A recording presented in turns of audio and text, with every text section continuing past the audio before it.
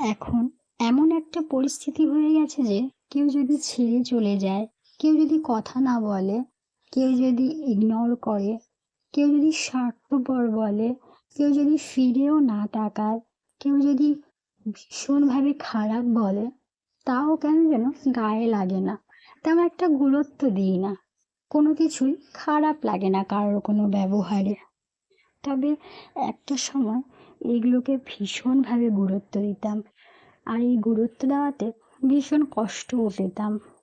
তাতে অন্য কারো কিছু হতো কি হতো না সেটা আমি জানি না, তবে আমি ভীষণভাবে কষ্ট পেতাম।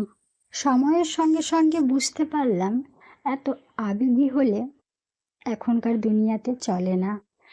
সময়ের সঙ্গে সঙ্গে বয়সের সঙ্গে সঙ্গে বাচ্চামো জিনিসগুলোকে ত্যাগ করাই ভালো। ম্যাচুয়ার হতে হয়।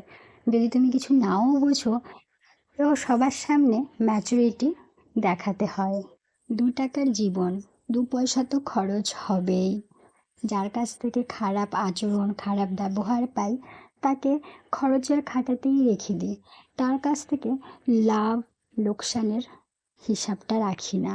আর সে যদি আমার পরিবারের কিংবা আমার আপন কেউ যদি না হয়, তাহলে তার কাছ থেকে আমার সম্পূর্ণ অধিকার মুছে ফেলে দিই। আর যদি আমার পরিবারের কিংবা আমার আপন কেউ হয়, তাহলে তার হিসাবগুলো আমি তুলে রাখি, ঠিক সময় মতো তাকে ঠিকঠাকভাবে ফেরত দেওয়ার জন্য। যাই হোক, আমার আজকের এই ছোট্ট ভিডিওটা এখানেই শেষ করছি। যদি তোমাদের ভালো লেগে থাকে তাহলে অবশ্যই একটা লাইক, কমেন্ট, শেয়ার করে পাশে থেকো। টাটা।